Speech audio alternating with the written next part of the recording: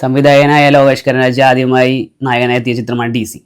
ഒറ്റ വാക്കി പറഞ്ഞു കഴിഞ്ഞാൽ സീൻ പടം, തീപ്പൊരി പടമാണ്. പടം തുടങ്ങിക്കഴിഞ്ഞാൽ അവസാനം വരെ കണ്ട് കഴിഞ്ഞവരെ തീപ്പൊരി എന്ന് പറഞ്ഞാൽ ഓരോ സീനും തീപ്പൊരി ആയിട്ടാണ്. അബ്സല്യൂട്ട് തിയേറ്റർ വാച്ച് മൂവിയാണ്.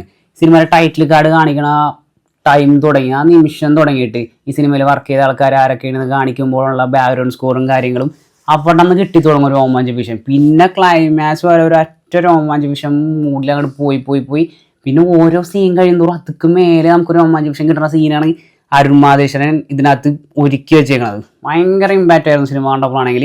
ആദ്യമായി നായകനായി എത്തുന്ന സിനിമയാണെങ്കിലും ലോകേഷ് കനകരാജിൻ്റെ സ്ക്രീൻ പ്രസൻസ് കൊണ്ടും ആക്ഷൻ രംഗങ്ങൾ കൊണ്ടും പൊളിച്ചടക്കിയിട്ടുണ്ട്. ലോകേഷിൻ്റെ ഇൻട്രോ തന്നെ തിയേറ്ററിൽ ആഘോഷമാക്കാൻ പറ്റിയ സംഭവമായിരുന്നു. സിമ്പിൾ ഇൻട്രോ ആണ്, പക്ഷെ ബാക്ക്ഗ്രൗണ്ടിലെ സോങ്ങും കാര്യങ്ങളും കൂടി ചേർന്നപ്പോഴാണെങ്കിൽ പടം അടിപൊളിയായിരുന്നു. വാമികയാണെങ്കിലും മികച്ച സ്ക്രീൻ പ്രസൻസോടെ തിളങ്ങി നിൽക്കുന്നുണ്ട്.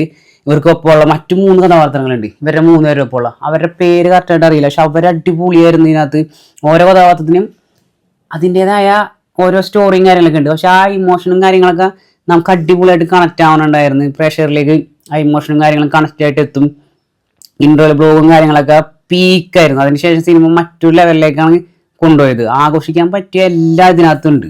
ക്ലൈമാക്സ് ആണെങ്കിൽ ഇരുട്ടി കത്തിച്ചിട്ടുണ്ട്. ഈ സിനിമയുടെ ഓരോ ഫ്രെയിമും സൗണ്ടും ക്യാമറ എഡിറ്റിങ്ങും കാസ്റ്റിങ്ങും എല്ലാം ഒന്നിനൊന്നിന് മെച്ചമാണ് അത് പറയാനായിട്ട്. പിന്നെ എടുത്ത് പറയേണ്ടത് ഒരു ഒറ്റ പേരാണ്, അനിരുദ്ധ്. അനിരുദ്ധ് ഈ പടത്തിൽ ചെയ്ത് വെച്ചേക്കണത് പക്ഷെ എൻ്റെ പൊന്നോ, സിനിമക്ക് മേലെ ഒരാൾ സ്കോർ ചെയ്തിട്ടുണ്ടെങ്കിൽ അത് അനിരുദ്ധാണ്. അനിരുദ്ധിൻ്റെ BGM പാട്ട് അതൊക്കെ അടിപൊളിയായിരുന്നു. ഓരോ പാട്ടും കാര്യങ്ങളും കറക്റ്റ് പ്ലേസ്മെന്റിലാണ് ചെയ്തു വെച്ചേക്കണത്. ഞാനാണെങ്കിൽ സിനിമ കണ്ടുകൊണ്ടിരുന്നപ്പോഴാണെങ്കിൽ വേടനെ അത് പാടിയിട്ടുണ്ട്. വേടന്റെ പാട്ട് എവിടെ നോക്കിക്കായിരുന്നു. കറക്റ്റ് പ്ലേസ്മെന്റിൽ വേടന്റെ പാട്ട് വന്നു അവിടെ.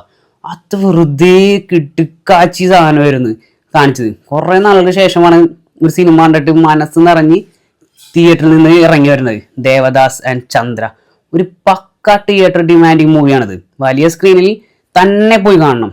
₹1 പോലും നിങ്ങൾക്ക് വേസ്റ്റ് ആവില്ല. ഞാൻ ഉറപ്പ് തന്നെ എന്തായാലും തിയേറ്ററിൽ തന്നെ വാച്ച് കണ്ടോ. പിന്നെ എൻ്റെ ഡയറക്ടർ എനിക്ക് പണ്ടേ ഇഷ്ടമാണ്. 2021 ആദ്യമായിട്ട് സംവിധാനം ചെയ്താണ് റോക്കി എന്ന പടം. അന്ന് ആ പടം കണ്ടപ്പോൾ അന്ന് ഡയറക്ടറെ ഫാനായതാണ് ഞാൻ. ആ പടം അന്ന് ആരും ശ്രദ്ധിക്കപ്പെട്ടൊന്നുമില്ല. ആ പടം കുറച്ച് സ്ലോ ആയിട്ട് ലാഗടിച്ചുകൊണ്ടാണ്. പക്ഷെ എൻ്റെ ക്ലൈമാക്സ് ഒക്കെ സീനാണ്. എനിക്ക് ആ പടം ഭയങ്കര ഇഷ്ടമാണ്. അതിനുശേഷം പുള്ളിയുടെ പടമാണ് ക്യാപ്റ്റൻ മില്ലർ, ഈ സാനിക് ആയുധം. ഇപ്പം DC വരെ എത്തി നിൽക്കുമ്പോഴും ഈ ഓരോ സിനിമയിലും തൻ്റെ മേക്കിങ്ങും വിഷ്വൽ സ്റ്റൈലും മറ്റു തലത്തിലേക്ക് ഉയർത്തുന്ന സംവിധായകനാണ് അരുൺ മാതേശ്വരൻ.